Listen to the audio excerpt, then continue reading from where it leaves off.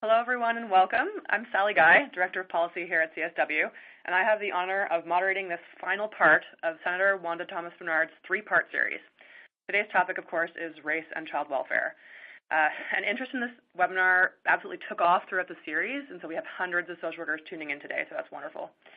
So although most of today's audience was with us for the first two webinars, all the housekeeping details you need, like how to access the recording, where to download the slides, how to get your certificate of attendance, all of those details are included in the housekeeping widget that popped up when you first logged on.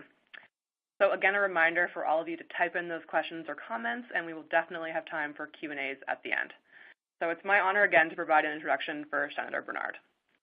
In the previous webinars, there's been lots of interest in the Senator's own career, so I'm going to tell you a bit more about that.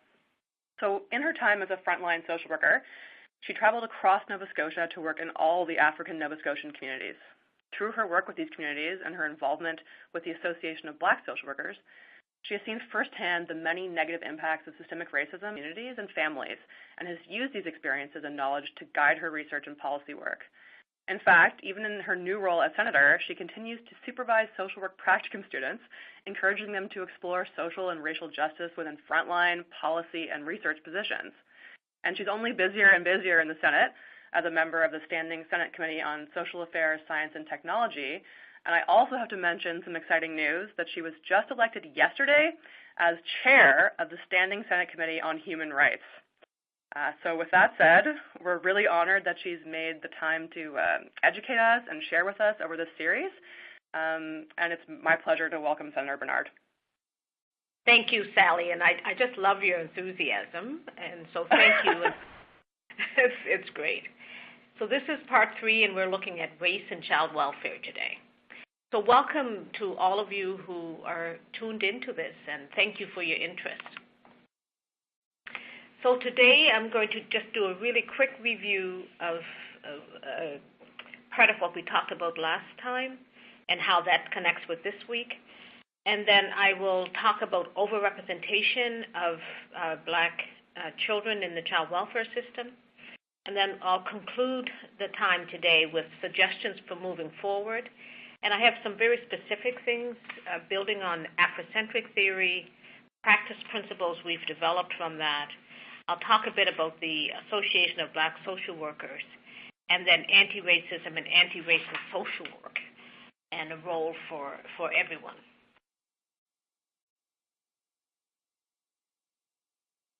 So last time we talked about intersections of oppression.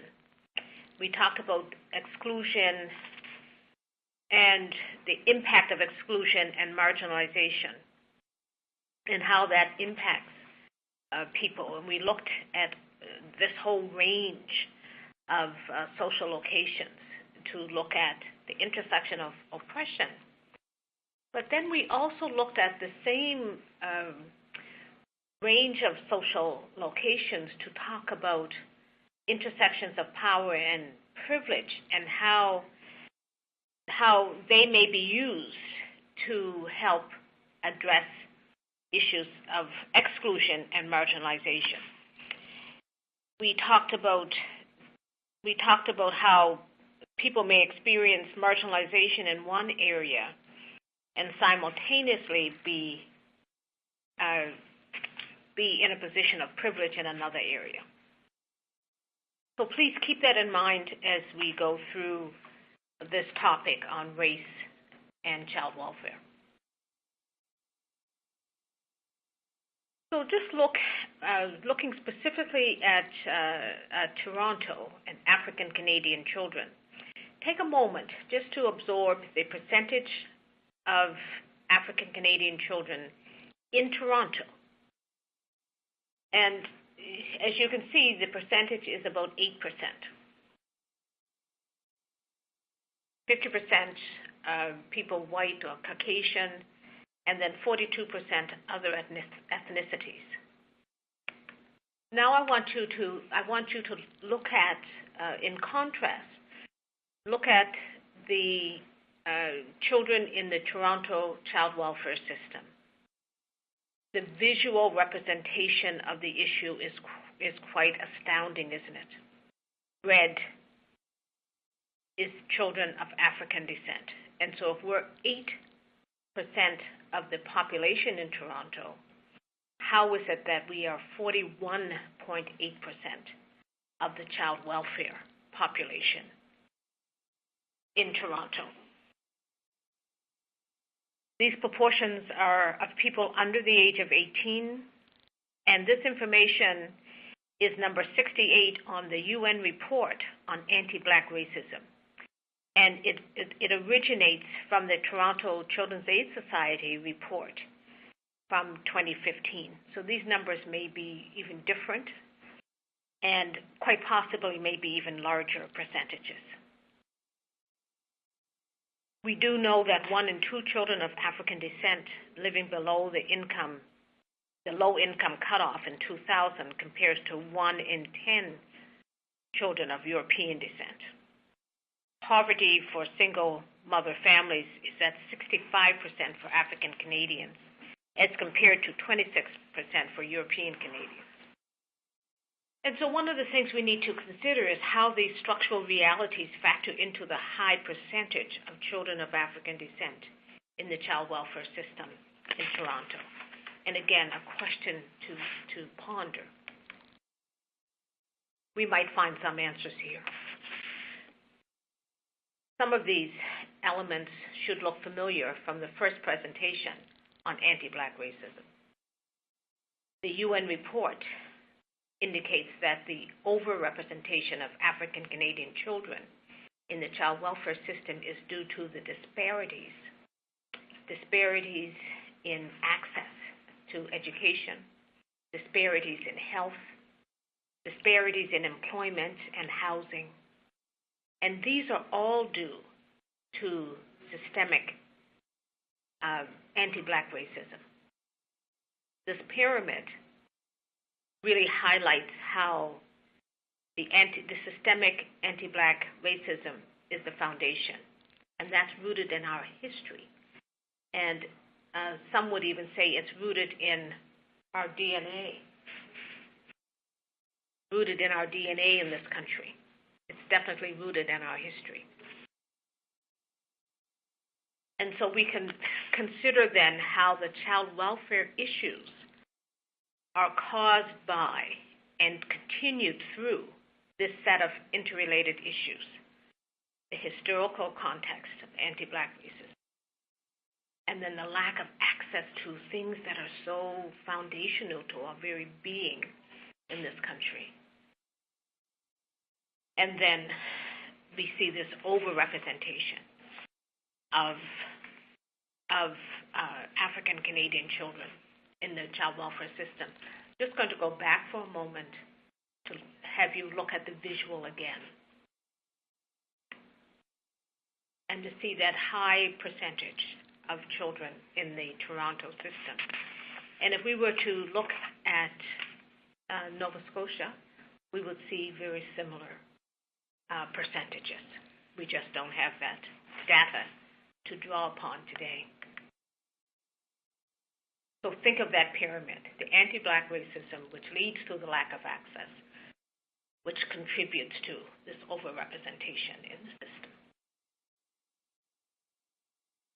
So let's look at this, break down this history a bit more, thinking about that historical context of anti-Black racism and the systemic nature of it and how it perpetuates this current overrepresentation of Black children in the child welfare system. So I just referenced Nova Scotia. Let's go to Nova Scotia and look at the Nova Scotia Home for Colored Children. That home was created because Black children were not allowed to go into white homes for children in need of out-of-home care. And so that institution was created.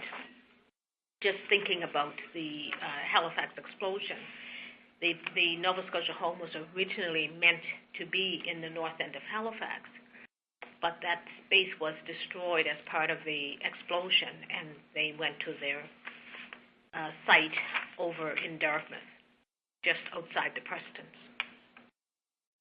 And so that whole history, that legacy of what's happened at the Nova Scotia Home, that's also rooted in that systemic anti-Black racism.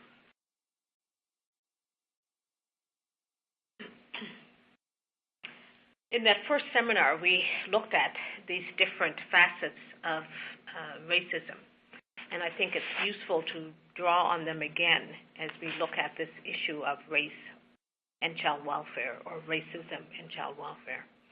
So think about the systemic racism that's based on that historical context and the interconnectedness of racism in the child welfare system. And we need to really see that as a systemic racism issue. The other factors that are also correlated with child welfare that disproportionately impact Black families would be things like poverty, incarceration, health, housing, education, and lack of equitable access in all of these areas. Then we also see cultural racism and negative stereotypes of parenting, of the parenting style or lifestyle of African Canadians. Assumptions about criminality. There's a story that comes to mind. I was with my colleague, Dr. David Est, who's a professor at the School of Social Work at Calgary, and we were presenting together at this conference at Calgary. And a very high-profile person, I won't name the person, but a very high-profile person came and put his hands on my colleague's shoulders, said, "Haven't I met you before?" And my friend, Dr. S., looks and says, I mean, it's quite possible we have met. So have you been in my court? Have you been in my courtroom? Oh, so I didn't mention this was a judge. So it was a judge. I've let that slip. It was so demoralizing. But as a Black man in that space, this white judge just automatically assumed that he'd seen this person before. Couldn't imagine it may have been in social work education in that province. It had to be that he was there as a criminal. And we've often talked about that moment in time and the impact of that. And so you see these sort of cultural assumptions, these negative assumptions that are made, and assumptions about child welfare practices, child caring practices. I was in emergency with a young single Black mom recently, and somehow the conversation came. We waited for hours in that emergency system, and so the conversation led to this young woman saying that she was a single parent, and the question that was asked of her was so astounding. It wasn't a question of, well, how is your son? The question was, who's looking after your son? So there was an assumption being made about what this woman had done. And I believe that if I was not present with that young mother, that's the kind of situation that could have led to a call being made, a referral being made to child welfare agency because assumptions were being made. So those are just some examples that immediately come to mind. And then if you look at institutional racism, so in this context of race and child welfare, I've mentioned the Nova Scotia Home for Colored Children. We could look at this, as we've already mentioned, this overrepresentation of Black children in the foster care system as an indicator of this issue. We could look at the placement of children in transracial foster homes. And historically, Black children were considered unadoptable. So they were not even placed on a list to be adopted, but were placed in long-term foster care. And I'll say a bit more about that a bit later.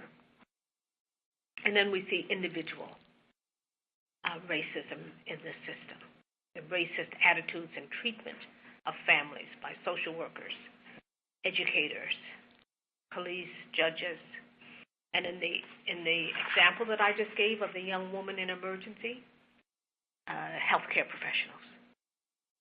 And for many people, they keep themselves out of those systems as a way of trying to protect themselves. So this is heavy. So what do we do? What are the solutions for moving forward? When I think about entering the social work field some 42 years ago and just becoming aware of all of these realities, I struggled with trying to find a way to navigate a system that felt pretty disempowering to me as a social worker. So I can only imagine what that was like for families, Black families, other racialized and marginalized families who were using systems, such as the child welfare system. The development of Afrocentric Theory and using that to guide and develop practice principles was like a guiding light for me. Establishing the Association of Black Social Workers in 1979 was a lifeline. And through that work, being able to develop programs specifically for African Canadian families has truly been a gift to offer the community, but also a gift to self in terms of being able to practice in a way that truly felt authentic and meaningful. And then making your social work practice anti-racist practice. And so creating space for everyone to be able to move forward together.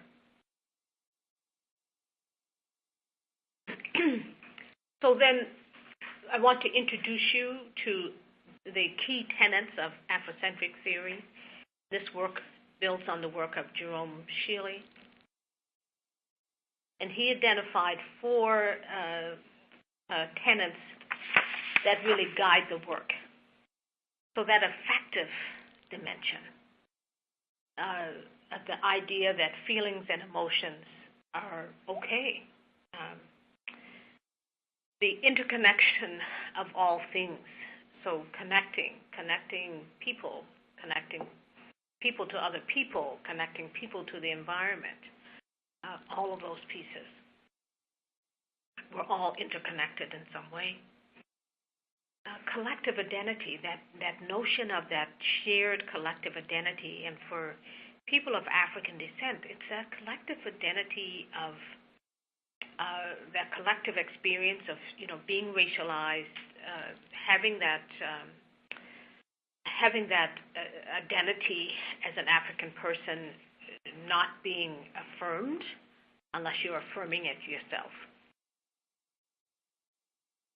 And the spiritual nature of human beings, just sort of recognizing that strong spiritual connection that people have deep within themselves.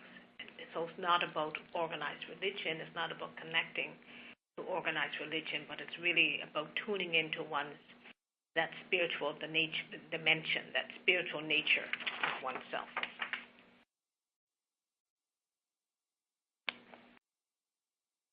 So from those tenets, my colleague, Dr. Dave Est, who I mentioned a few minutes ago from the University of Calgary, he and I created these practice principles to use. One of the reasons why we wanted to move in this direction of creating practice principles was because a lot of the early work in Afrocentric theory, first of all, was rooted in education. So a lot of the work was being done by educational theorists and practitioners. And then in the social work, as it moved in, a lot of that remained very much at a theoretical level. And we wanted to break it down to say, so what does this mean in practice? What does it mean in practice? So the first thing we looked at was the fact that practice the first practice principle is that need to practice from an African-centered worldview, a view that places Africans at the center of their own experiences, which is really, really important. And then we looked at, so what are some of the things? So we came up with these 6 principles. We talked about a practice principle that's rooted in the African system. So highlighting and working with African values and recognizing that sometimes they're not in sync with capitalist values. Focusing more on cooperation as opposed to competition, that sort of thing. Secondly, so I'm just going around the right of the circle clockwise, analyzes context and systemic realities, to not analyze and help people we're working with understand the context and the systemic realities that they're working in would be to do a disservice. We see that as an essential practice principle in this work. Fostering and developing a collective consciousness. One of the things, and that's linked to this whole idea of collective identity. If there's not a collective consciousness, because there isn't a sense of collective identity, and part of that comes from trying to survive in societies where you're not expected to succeed. Part of that comes from, trying to survive everyday racism without having the tools to do that. And if you're a black child who's been raised in a totally white environment, you won't have that collective consciousness. You won't have that sense of collective identity. It will be totally foreign to you. So that's one of the practice principles that we want to make sure it's built into the work. Number 4, viewing the experience of African people as key movers of their own liberation. Over the years in teaching, I've often heard students say, well, I just want to be able to empower people. Empowerment is not something you can give to people. We can facilitate processes so people can get their own empowerment, but what's really important is helping people be in touch with their own empowerment, to empower themselves. And they can do that by just recognizing how they can be moving and engaging in their own liberation processes. So helping people move out of the state that they're in into a better state of being for themselves. So part of that then is emphasizing things like harmony and collectivity, emphasizing a very non-materialistic view of the world and a more holistic conception of people. One of the ways that I try to help people understand this is to say, to give an example, and I use this a lot in Black-only groups. I'll say, what's the first thing that you ask them when you meet them for the first time?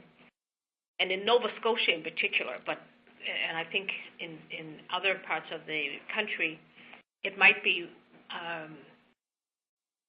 connecting to your home country. In Nova Scotia, it's connecting to your home community or your family.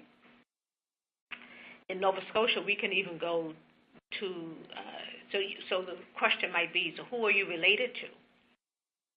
But in environments where we may be one or very few people of color or people of African descent, the first thing you may be asked when you meet someone is, what do you do?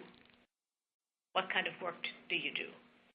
And that puts an emphasis very much on materialistic qualities of people as opposed to, a more holistic conception of people. And then the last point is that with Afrocentric theory, we're certainly trying to help people connect culturally, spiritually, with community, but in a more holistic way. So those would be the basic practice principles. And I better move along because time is moving along. So when I was introduced to the Association of Black Social Workers back in 1979, I felt that I finally had a place that I could really connect. And myself and 3 other women formed that organization, and it really was the challenges that we saw in terms of our concerns with what was happening with Black children in the child welfare system became an opportunity for us to organize. And so we've been in existence ever since. We started with 4 women. 4 of us started that organization because we knew that we needed to make a change in the community, and we knew that individually, none of us could do that on our own, but collectively, we knew that we could make a difference. And we have. So the Association of Black Social Workers is still going strong. There are programs and services for African Nova Scotian youth in care. We have and do recruitment of African Nova Scotia foster and adoption homes. We have led policy change. In 1990, when the Nova Scotia government was revising its Family and Children's Services Act, we lobbied for the inclusion of race and culture as criteria for consideration in all aspects of placement considerations. SEARCH is the program for white parents of Black children that was developed by Veronica Marsman when she was a graduate student at Dalhousie School of Social Work. And that program is still offered to white parents. And just last night, I ran into a parent who attended one of those sessions. And she said to me, you shared something in that training program that I've never forgotten. She's a white mom who's an adoptive parent of 3 Black children. And she said that the thing that I told her that helped her the most was in a presentation I was doing with that group. One of the things I said was, for children who are living in transracial foster care, it is as important for them to see themselves reflected in all aspects of their everyday lives as it is important for them to have 3 meals per day. And this woman was telling me, she was here in Ottawa last night, and she was telling me that that has really helped her in terms of making decisions about where to live, about what schools to send her children to, about who she and her partner interacts with in terms of the friend circle, and so on and so on. And so basically, in every aspect of her life, she's thinking about, what do I need to do to ensure that these children have everything they need? So for many years in the child welfare world, people thought love was enough. Love would supersede racism, and clearly it has not. You only need, if you just look to Indigenous communities and the 60 scoop and all that we're learning about that now, we know that it's not been enough. ABSW has done some research. We've done some training. We've done staff recruitment. Retention is another issue. But one of the things that we've introduced is this assessment tool. We call this tool the AAA paradigm.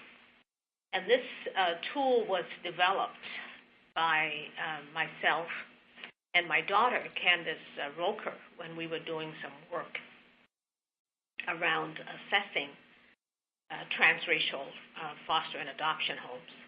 And then myself and a student I was working with, Barb Hamilton Hinch, who's now Dr. Barb Hamilton Hinch, we've used the same tool in some work that we've done around diversity and inclusion.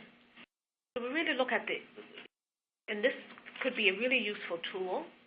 In working with foster and adoption parents, we use the tool in the sense that we would sort of help them understand, to get an understanding, what's their level of awareness, what's the analysis, and the awareness, the analysis need to guide the action. And it's cyclical. It should continue over and over. So through the Association of Black Social Workers, we've created a number of Afrocentric focused programs, and they really, really help. We've done women's programs, we've done youth programs, we've done public education programs, parenting groups. I mentioned the search. We've done work around mental health, around gambling. We've done work around health and food. We've done work with youth and care. So we've done a lot of work, and through the work, I think we've really seen wonderful changes that we've made. And it's through that active engagement. But one thing for sure, and I think it's really important to talk about this in the context of race and child welfare. Some of you may be sitting and thinking, well, and maybe I'm sure you've thought this at some point, I'm not a racist. But if you take anything from these webinars, I think I would like it to be the message that you need to take responsibility for your own role in the child welfare system. A non-racist stance is not enough. I think every social worker needs to be aware of our own assumptions and prejudices. We all need to be aware of policies and how they have an impact on African Canadian families. We have to be aware of, we can use that AAA paradigm, awareness, analysis, and action. So moving beyond awareness, analyzing the agency's history of oppression and marginalization and contact with particular communities. Being aware of the larger governmental systems that disadvantage Black families, and being aware of and having a critical analysis of that larger context of systemic anti-Black racism. Those things are essential.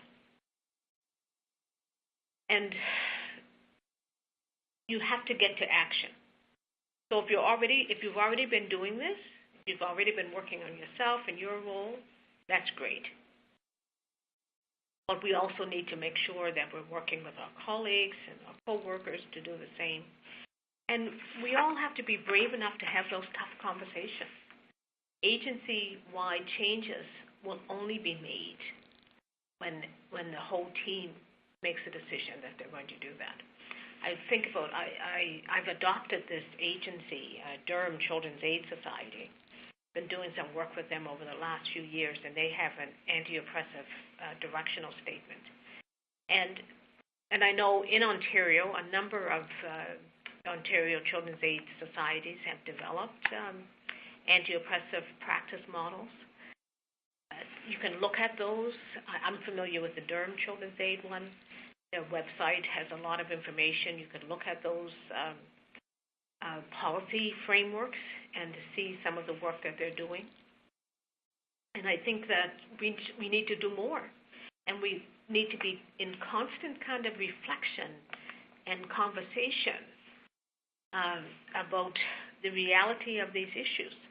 We all need to use our power and privilege to create change. And I mentioned this last time, when we don't even recognize the power and privilege we have, then we run the risk of abusing it, or at the very least not using it, and not using it wisely. So remember that we all have a role to play. So I encourage you, I invite you, or do I dare say I expect you to be bold and to have those tough conversations. Thank you. Oh, well, Thank you, Senator Bernard. This wonderful conclusion to this series. It's clearly such an important area, especially when you're looking at those statistics. It really and seeing them laid out in front of you in an image. I think it just really brings it home for people, and clearly it just touches so many people's practice. There's still time to type in questions if you have something that you're wondering about, but I am just going to launch right into the first one that we have lined up. It's clearly from someone who is not of African descent, and they say, I'm hesitant to include Afrocentric tenets in my practice because I'm worried that it could be cultural appropriation. How can I do this appropriately as a white social worker? So the first thing to do would be to learn more. And so you don't introduce it without knowing it and knowing it well. And it, unfortunately, it's a situation where it has to be self-taught, because I believe that the Dalhousie School of Social Work is the only school of social work in the country that offers a course on Afrocentric social work. I developed that course back in 1999, and I believe it's still the only school in the country that has it. But one of the things that I teach in that course, or two things. One is that Afrocentric social work is not just for people of African descent. And secondly, that non-African people can and should and do use tenets of Afrocentric theory. So it will be appropriation if you just try to use from what you've seen here today. That's clearly not enough. But certainly, non-African social workers can prepare themselves to work with Afrocentric theory in their practice. There are some articles.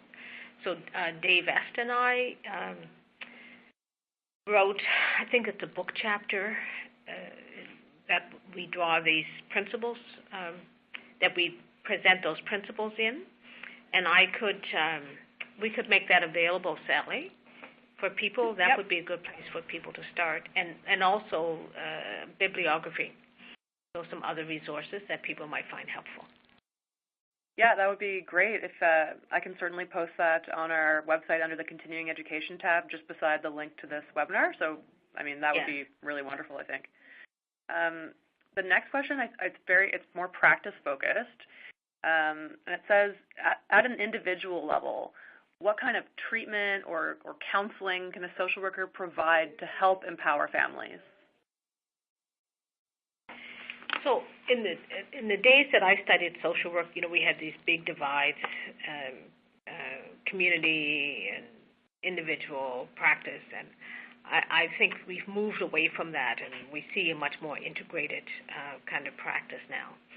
But I think, again, looking at some of those practice principles that we talked about, when you're working with individuals, that work with individuals can't be devoid of their broader context. And so it's really having a deep understanding of that broader context. And that's the way that we really help people, even if the individuals we're working with don't have an understanding of that broader context themselves. Right. This next one, I think that people are thinking a lot about reconciliation and sort of topics adjacent to that, and I think it's coming from that place. And they say, in Indigenous-based social work, we often discuss the importance of kinship care as an alternative to the child welfare system. And so are there any specific types of care that would be specifically relevant in supporting the needs of Black families? Certainly kinship care. And kinship care has been widely used in Black families for generations, so long before child welfare systems even came into being. We had kinship care, so grandparents, and not just blood relatives either. Neighbors and friends raising children when the parents weren't able to. The Nova Scotia Home for Colored Children was created, as I said earlier, because Black children weren't allowed into home. And then from there, many of those children were taken into kinship care. before the full foster care system was developed. Mm-hmm. So I think this next one is probably related to directly to one of the stories that you told, I think probably about the young woman in the hospital. And they say, how can we help reduce negative stereotypes of different parenting styles and communities? Well, I think that's a place where we need to, every program, especially health professions, but also in education and so on, we really need to, the teaching in those programs need to be more broad-based, need to be more inclusive, need to ensure that they are integrating knowledge about different groups in our society. And so that's one of the things. And then I think professional development programs could do the same thing. So you have the pre-service people who are learning to go into particular fields, and then you have the professional development for people who are already in the field. So I think we could do a lot to just expose people. And I think the media and social media could be helpful in breaking down some of those stereotypes. Unfortunately, a lot of the negative stereotypes get reinforced through the media. And for some people in our society, that's their biggest exposure to other ethnic and cultural groups and racial groups is through the media. And when it comes to Black people and Aboriginal people, Indigenous people, it's pretty negative. Those are negative stereotypes, and there are very few opportunities to present more positive images and messages. So we have a responsibility to try to do that as much as we can. Right. This next one is a huge question that I think could probably be a webinar just in itself, but I will ask it anyway. And it is, what kind of systemic changes would you like to see or must be made to help reduce the prevalence of Black children in the child welfare system? Okay, Sally, you're right. That could be a webinar all in itself. I mean, there are so many things that need to happen. But one of the things that I think is important for us to keep in mind is that individual changes, individual actions can and do lead to systemic changes. And I think that sometimes we become almost immobilized when we look at the big picture, when we think about the broad systemic changes that we know need to happen, and then we feel we can never get there, so then we don't do anything. And that's not very helpful.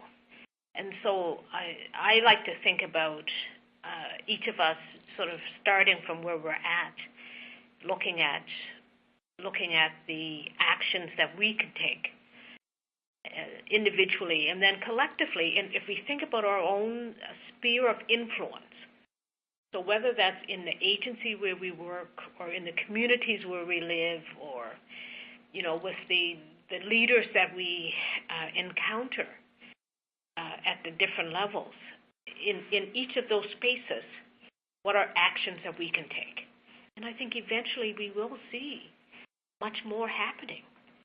Much more positive systemic change will happen when you have more people committed to making such changes happen. Right. This next one, also practice-focused, pretty specific, but I think that it definitely fits in with this idea of systemic change and thinking about things differently. And they say, I often find that in child welfare practice, fathers are overlooked. So do you have any suggestions for working with fathers? Oh, my goodness. Whoever said that, I love you. We absolutely overlook fathers. In fact, we probably, in many instances, almost dismiss fathers. If we think about how we even organize our work with families, we're structurally dismissing fathers.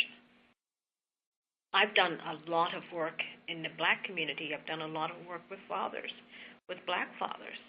And one of the things that I've seen over the years is child welfare workers almost being afraid to engage with Black men who are fathers when they're dealing with children. So I believe we do need to do a lot more work with fathers, and we have a responsibility to do that. We have a responsibility to do work with fathers.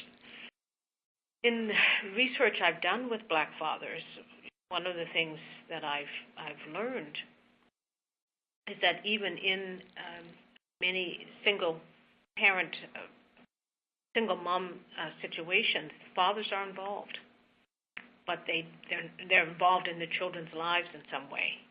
But if there's a child welfare involvement, it's highly unlikely that they would be involved in the child welfare intervention. So I think we need to be more inclusive with fathers, both in terms of prevention and also in terms of intervention. In the community that I live in, East Preston, the daycare center in that community has run father programs. I've run fatherhood workshops. I've even done Black fatherhood workshops in the prisons. I think one of the best programs I've ever done. And wow. Why are you doing that? Well, these men aren't in prison for the rest of their lives. And they have children. And they have an influence on their children, whether they're in the home or not. And I think I loved that work that I did with Black men in prisons who were fathers. Some of them were not fathers. Some of them were thinking they might want to be fathers in the future. And they participated in the workshops. And those workshops, I ran them in every one of the federal prisons in Atlantic Canada, 4 of them. And those men, they were highly attended. Black fathers came because they wanted to do more. They wanted to understand better how they could be positive influences on their children's lives, even from behind bars. Right. This ties to an overrepresentation of Black men in particular in the criminal justice system as well. Yeah. I think people are definitely hungry for kind of like practical examples, or maybe just sort of more of your stories from your experience, and are asking, could you expand on the examples of Afrocentric programs that either you or ABSW have created or used in the past? Sure. So I'm going to just go back to the slide where yes. So I jumped through that slide because I felt we were running out of time. But I'll give you some examples of some of the programs. And when I say we, I'm typically talking about the Association of Black Social Workers.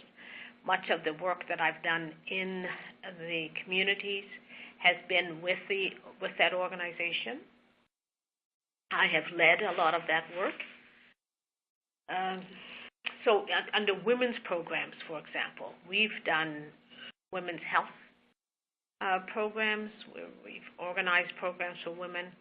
We've done women's employment programs where we're creating employment opportunities for Black women.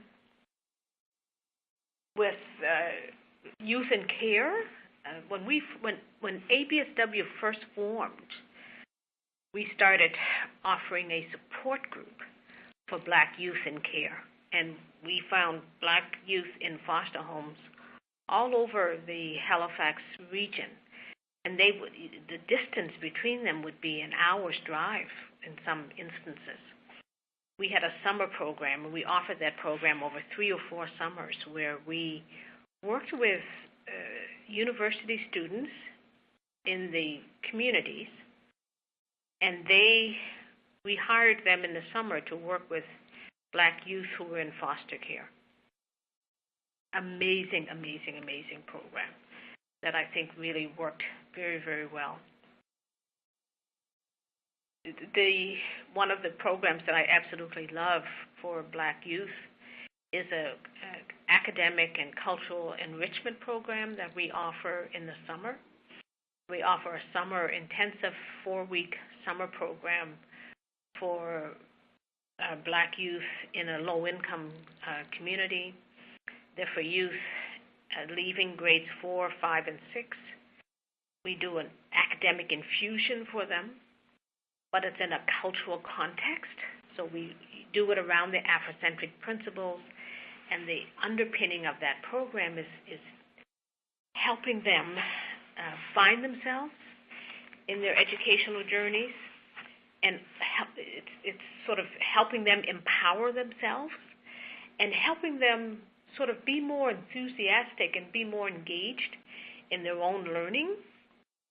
The story that absolutely stands out for me as one of the best would be the first year we ran the program, and we've been doing it now for about 7 or 8 years. And the first year we ran the program, we had this young man who was so much trouble. And you could almost visualize in an academic classroom of 25 or 30 students. He's that kid that's acting up, that's going to be sent out of the room. He's that kid, a Black male child. He's the one who will spend more time in the principal's office than he'll spend in the classroom. That will impact his learning. He was so enthusiastic about the summer program that when he went back to school the next year, from a low performer, he became a top performer. And he took part in a province-wide spelling bee and came in second place province-wide. We were blown away by just seeing that child blossom, because so that's an example of you're facilitating his empowerment by encouraging him and inspiring him to develop skills he already had. We didn't make him smarter. We just helped him find a way to allow himself, to engage more with the learning. I ran into he and his sister and his mother just this past summer, and he's university bound. But I kid you not, at the point that we entered that boy's life, he definitely would have been one of the kids going the school to prison pipeline, because he was constantly in trouble. And if you're constantly being sent out of the classroom and you're constantly being told that you're bad, quote unquote BAD, then you start to internalize that. But if someone gives you a different narrative, we gave him a different narrative, and he saw himself differently. Therefore, he was different in the classroom. We didn't change anything structurally in the school, but how he was interacting in his educational journey was different. That's one of my best examples. Right. Another example that I'm really, I should stop. I'll stop because there may be... We probably have time for, I would say probably 2 more questions. Okay. The next one I'm going to ask, I think people are now getting an idea of these great programs that could exist and that should exist, but about how to get them in place. And they're asking, how can I make changes in my workplace or my organization when the agency feels what's already in place is appropriate and adequate for my clients? So first of all, you have to help them see that maybe it isn't. And so use that AAA paradigm may be helpful in terms of that. You could sort of do that awareness, analysis, and then the action piece. So you can engage in some conversation around,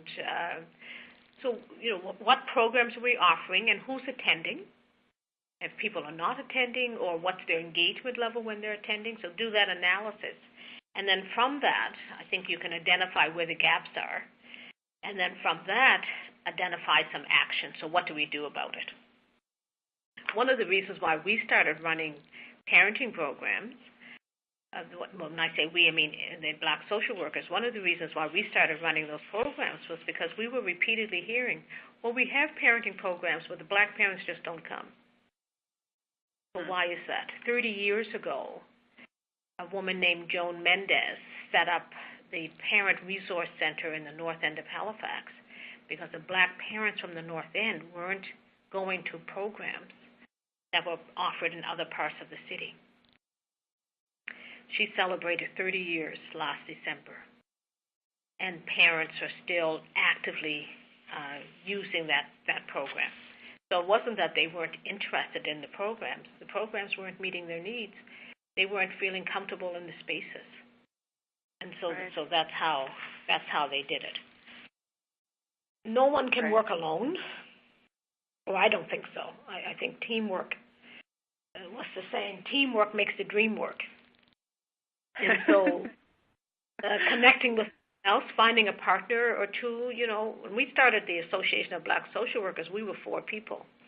I was the spokesperson, and I would go and, negotiate with government and so on. I would say to them, I said, look, I'm not here alone. I'm representing the whole Association of Black Social Workers. I just never told them there were 4 people. Details. And it worked. It worked. They listened because it was the Association of Black Social Workers. I tell social workers this all the time in Nova Scotia, and I think we could do the same thing across the country. Connect with your provincial association, the Nova Scotia Association, which is now the Nova Scotia College of Social Workers. They have a social action committee. Mm-hmm. We can't do social action as individuals.